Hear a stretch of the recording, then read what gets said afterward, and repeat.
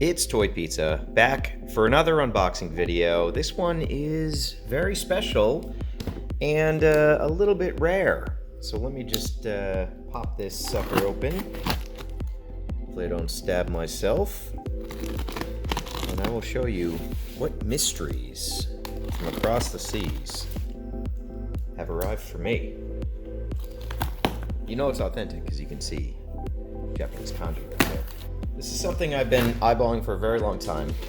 It goes for a lot of money, but I lucked out and I was able to find one for a little bit less than a lot of money. Not necessarily a bargain, but definitely much more affordable. Okay, so folks, what you're looking at is the Evangelion NERV buildable playset. How cool is this? So all these little separate playsets, they all connect together to film this little pyramid. And it's still sealed. Let's dig in.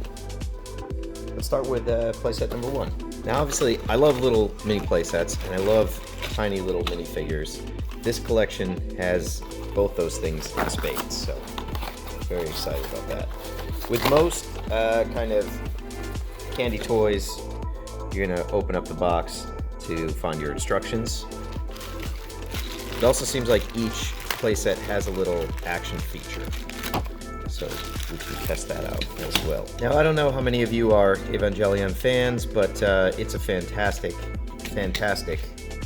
epic anime odyssey, and it's definitely worth watching. This portion is a sort of entranceway, and so we affix Ray there. This is a sort of I think like a kind of a subway door.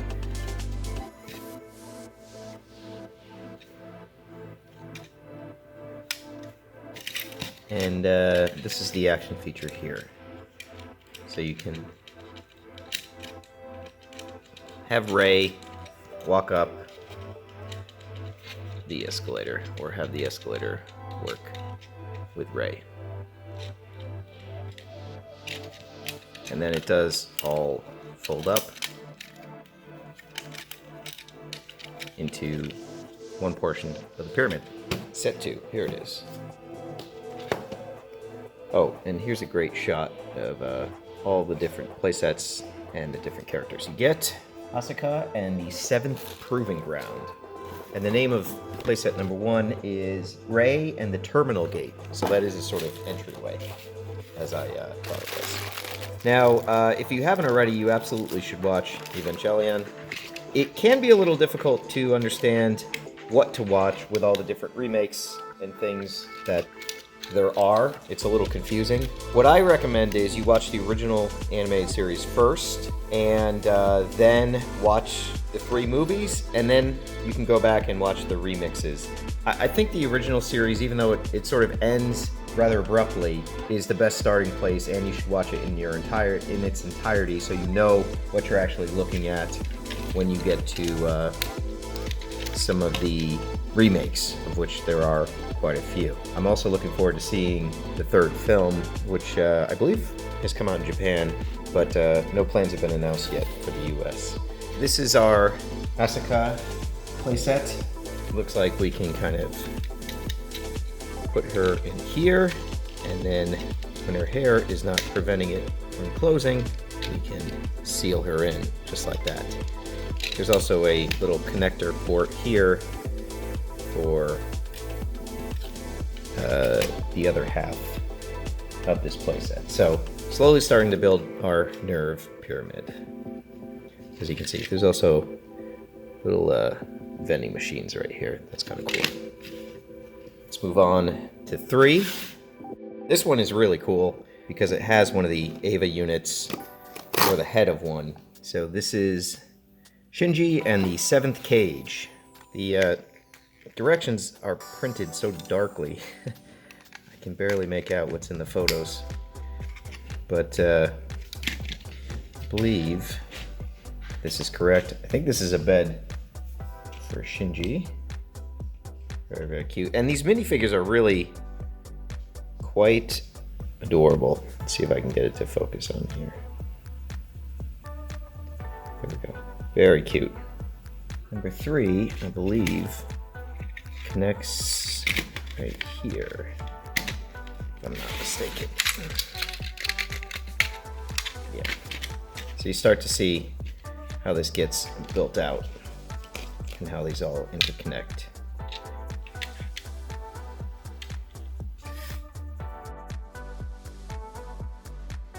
Now we move on to 4. Got some pretty hefty pieces here. I believe this is the center. And as we can read, this is Misato with Central Dogma and the Second Proving Ground. And I believe this is Eve right here. And the Spear of Longinus. I don't want to sort of give away spoilers because I know there's quite a few viewers who have yet to dive into the magical world of Evangelion. But let me say that this is a significant character, to say the least. So here's Central Dogma. This would be where we store our little angel crucified on the cross with the Spear of Longinus. It's so tiny, but the detail is really quite impeccable. We also have, see, the attacking hand of another Eva unit. It's really cool. Might be hard to see in there, but there's the head over there, and the slamming fist and all the cracked glass effects. That's very cool.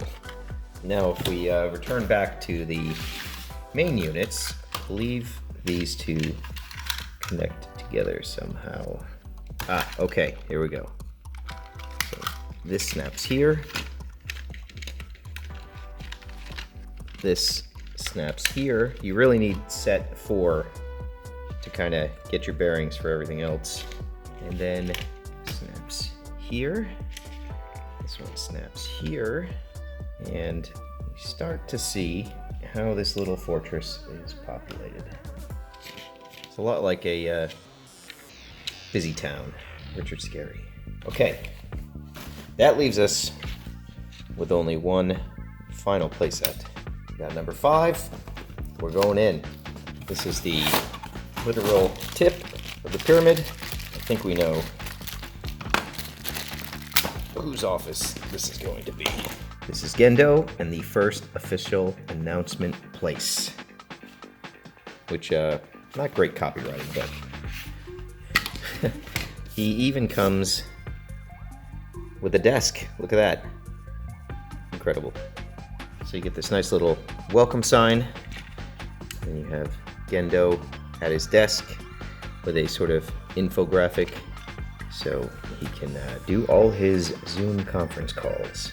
And now, of course, that leaves just this last piece to be added to the pyramid. See if I can get this thing to close up and look seamlessly.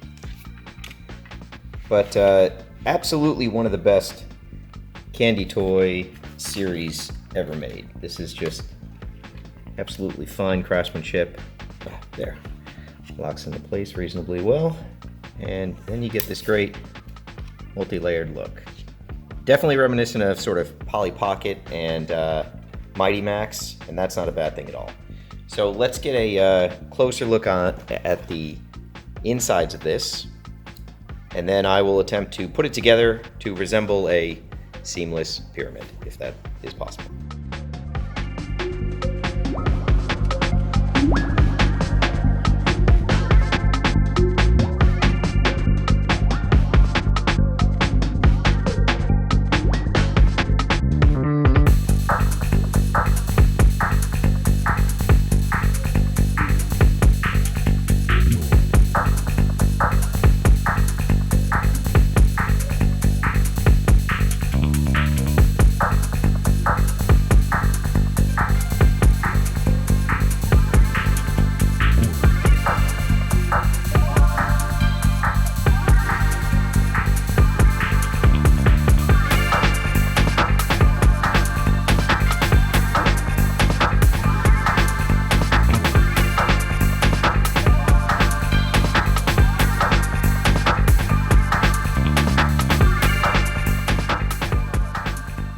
there's probably a neat and tidy way in which you can get all the pieces to fit together with all of the accessories.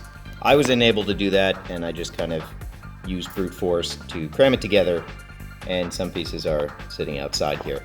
But overall, this is probably one of the single greatest candy toy sets ever produced in Japan.